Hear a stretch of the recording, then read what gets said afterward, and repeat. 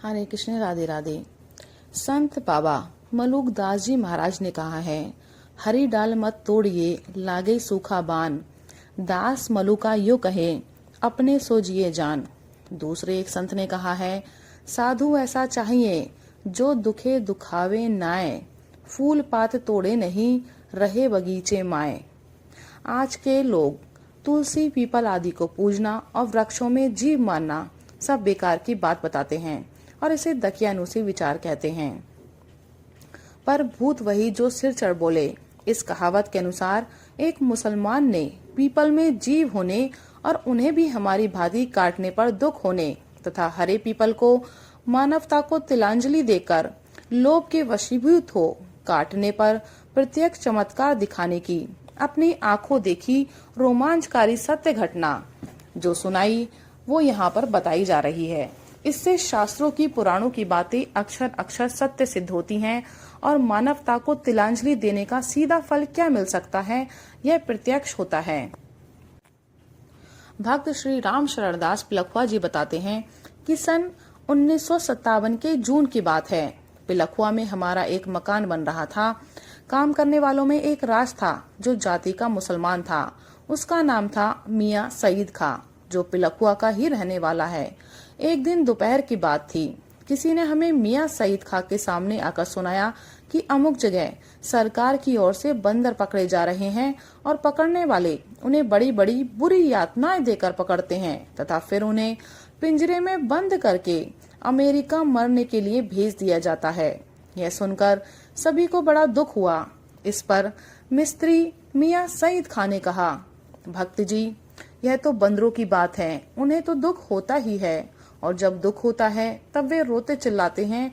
जहाँ पर बंदर पकड़े जाते हैं वहाँ पर बड़ी भारी महामारी फैलती देखी गई है। यद्यपि हम जाति के मुसलमान हैं तो भी जो बात सत्य होगी वह कहनी ही पड़ेगी। यह तो हुई बंदरों की बात। हमने तो एक हरे पीपल के वृक्ष की एक बड़ी विचित्र घटना अपनी आंखों से देखी है और अनुभव किया है कि पीपल में भी हमारी तुम्हारी तरह जीव होता है और हमारी तुम्हारी भांति ही उन्हें भी सुख दुख का अनुभव होता है। वह बोलता भी है और उसके काटने का फल, सताने का, विश्वासघात करने का फल भी तुरंत मिलता है। वाकई में वह देवता है। यह सब मैंने अपनी आंखों से देखा है। अब तो हमें और सभी लोगों को भी बड़ी उत्सुकता हुई और हमने कहा, जो भी तुमने अपनी आंखों से देखा वह जो का त्यों सच सच हमें सुनाओ। सईद खां ने कहा, सुनिए, जो हमने अपनी आंखों से देखा है वही आपको सुनाते हैं। वह भी और कहीं की नहीं, इसी पिलखुआ के पास की और बिल्कुल हमारी आंखों देखी सत्य घटना है। एक बार हमारे एक मुसलमान साथी बड़ई ने, जिसका नाम दलवीर खां था, एक राजपूत से एक बिल्कुल हरा पीपल खरीदा और उसकी कीमत के 100 रुपए राजपूत को दे दिए। उसने एक दूसरा हिस्सेदार भी कर लिया जिसका नाम था इसाक खां। दलवीर खां और इसाक खां आपस में यह तय हुआ कि दोनों जने मिलकर पीपल को काट लेंगे और उसमें जो नफा होगा दोनों मिलकर बांट लेंगे। काटने का दिन नियत किया गया।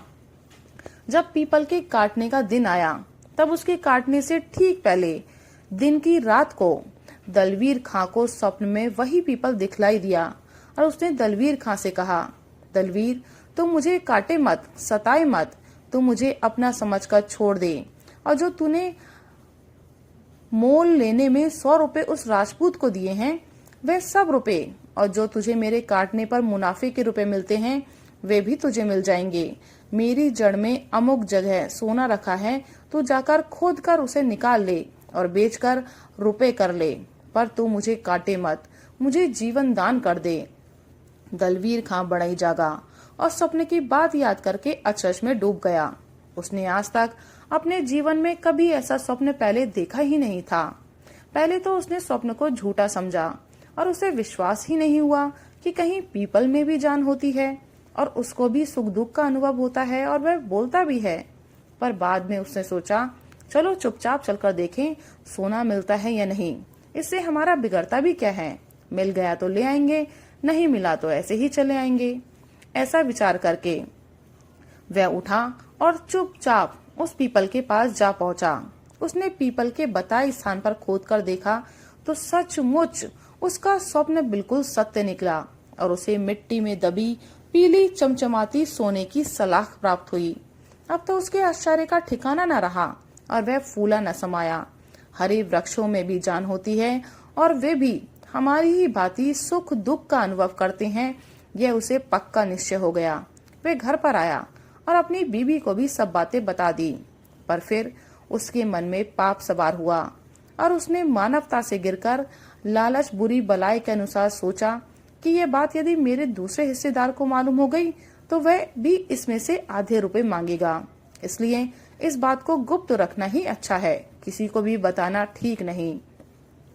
अतः उसने ये बात अपनी पत्नी के अलावा किसी को भी नहीं बताई, उसे बिल्कुल गुप्त रखा।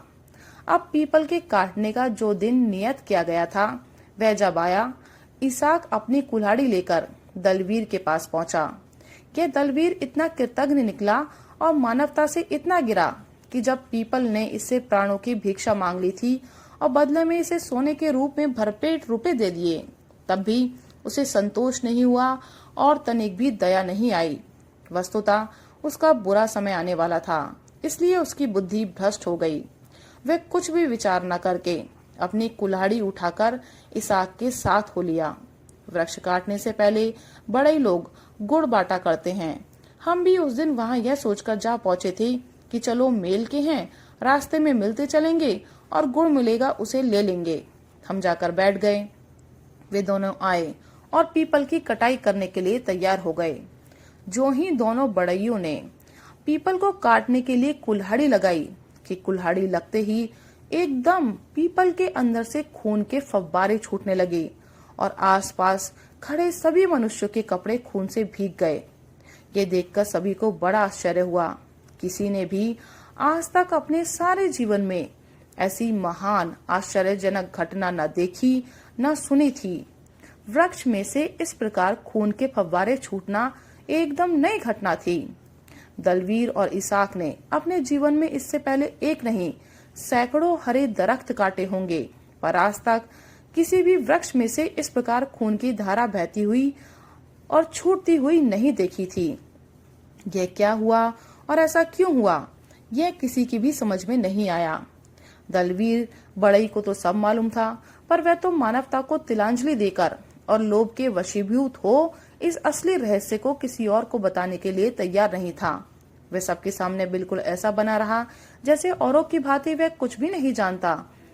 होनी बड़ी प्रबल है, जो होना होता है होकर ही रहता है। पीपल के द्वारा इस प्रकार सबके सामने प्रत्यक्ष चमत्कार दिखाए जाने पर भी दलवीर को होश नहीं आया। वह उसे काटने से बाज नहीं आया। उसने कोई परवाह नहीं की और फिर कुल्हाड़ी से काटना शुरू कर दिया। दलवीर बड़ई के एक ही लड़का था और वह बिल्कुल अच्छा तथा बड़ा तंदुरुस्त था। उसे किसी भी प्रकार की बीमारी नहीं थी, पर पीपल काटने, पीपल के साथ विश्वासघात करने का बुरा फल आज उसे भोगना था। कहा गया है, तुलसी हाय गरीब की कभी न खाली जाए। जो जंगल में कुल्हाड़ी चलाई जा रही थी और पीपल को काटा जा रहा था, त्यों दलवीर के इकलौते लड़के की अकस्मात उत्पन्न हुई बीमारी बढ़ती जाती थी और जो ही शाम तक पीपल पूरा काटा गया, त्यों ही वह लड़का मर गया। अब तो सारे गांव में उसके मरने का समाचार फैल गया। हाहाकार मच गया। जो लड़का कल तक बिल्कुल चंगा था, वह एकाएक कैसे मर गया? इस रहस्य को कोई भी नहीं समझ सका और सारे गांव के लोग धीरे धीरे उसके दरवाजे पर इकट्ठे हो गए। दलवीर खां की स्त्री को इस सत्य घटना का पता था कि किस प्रकार मेरे पापी पति ने पीपल के साथ विश्वासघात किया है। उसने सोचा, पीपल के द्वारा स्वप्न में अपने प्राणों की भीख मांगने पर भी और बदले में सोने की सलाख दे देने पर भी इसने पीपल को नहीं छोड़ा तथा मानवता से गिरकर घोर दानवता का कांड किया। उसी का यही अति भयंकर दुष्परिणाम है जो हमारा इकलौता लड़का बिना किसी बीमारी के देखते देखते मर गया। उसके धैर्य का बांध टूट गया और वे फूट फूट कर रोने लगी, सिर धुन धुन कर अपनी छाती पीटने लगी। सारा गांव आ गया। किसी ने दलवीर को भी जाकर खबर कर दी, जिससे वह भी भागा हुआ आया और रोने चिल्लाने लगा। जब उसकी स्त्री ने अपने पति को आते देखा, तब वह और भी जोर जोर से रोने चिल्लाने लगी और सबके सामने शर्म छोड़कर अपने पापी पति की छाती में हाथ मारकर उसकी काली करतूतों का भंडाफोड़ करना प्रारंभ कर दिया। वह सबके सामने रोती हुई बोली कि मेरे इकलौते बेटे को और किसी ने नहीं मारा, यह सामने खड़ा है, इसका पापी बाप ही उसकी मौत का जिम्मेदार है। यह पापी बाप ने ही, इस पापी बाप ने ही अपने इकलौते बेटे को मौत के घाट उतारा है। यही मेरे बेटे का हत्यारा है। इस पापी से जब पीपल ने रात में स्वप्न देकर अपने प्राणों की भीख मांग ली थी और इसे 100 रुपए तथा उसके सारे मुनाफे के रुपए के बदले में सोने की सलाख दे दी थी, फिर भी इस पापी को सब्र नहीं हुआ और यह हत्यारा अत्यंत लोभ के कारण कुल्हाड़ी लेकर पीपल को काटने जा चढ़ा। जब उसमें से खून की धार निकली जैसे कभी आज तक नहीं देखी गई, तब भी यह बाज नहीं आया, नहीं माना और आखिर अपने इकलौते बेटे को मौत के घाट उतार कर ही इसने दम लिया। तूने सारे घर को बर्बाद कर दिया पापी। अब तो सारा गांव इस बिल्कुल सत्य घटना को सुनकर आश्चर्यचकित हो गया। सभी लोग दांतों तले उंगली दबाने लगे, कहने लगे हिंदुओं के शास्त्रों की बातें गप नहीं है, वरन अक्षर अक्षर सत्य हैं। हिंदू लोग जो हरे वृक्ष में जीव बताते हैं और हरे वृक्षों को काटना घोर पाप मानते हैं तथा वृक्षों में भी हमारी भांति सुख दुख का अनुभव होता है, ये बताते हैं, वे सत्य है। वे मानते हैं पीपल तो साक्षात देवता है और इसके पूजन से बड़े बड़े कार्य सिद्ध होते हैं तथा इसके अपमान से और शाप से महान हानि होती है। सारा गांव दलवीर को धिक्कारने लगा और वह भी फूट फूट कर दहाड़ मारकर रोने लगा। उसने रोते रोते कहा, सचमुच मैं ही अपने बेटे का हत्यारा हूँ। यदि मैंने लोभ के वश न होकर पीपल की बात मान ली होती और पीपल की दी हुई सोने की सलाख पर ही संतोष कर लेता, उसके साथ विश्वासघात नहीं करता, तो मेरी आंखों का तारा, प्राण प्यारा इकलौता बेटा मेरे हाथ से नहीं छिना जाता, मेरे घर बर्बाद नहीं होता और मेरा बुढ़ापा नहीं बिगड़ता। खुदा के यहाँ इंसाफ है, मैंने हकीकत में बड़ा भारी गुनाह किया जो हरे पीपल को काटा और उसके साथ विश्वासघात किया। उसका नतीजा मुझे मिल गया। अब मैं कभी भी हरे वृक्ष को नहीं काटूंगा। बाद में उसने कभी भी हरा वृक्ष नहीं काटा। यह बिल्कुल सत्य घटना क्या यह सिद्ध नहीं करती कि मानव को वृक्षों के साथ भी मानवोचित व्यवहार करना चाहिए। राधे राधे, हरे कृष्ण।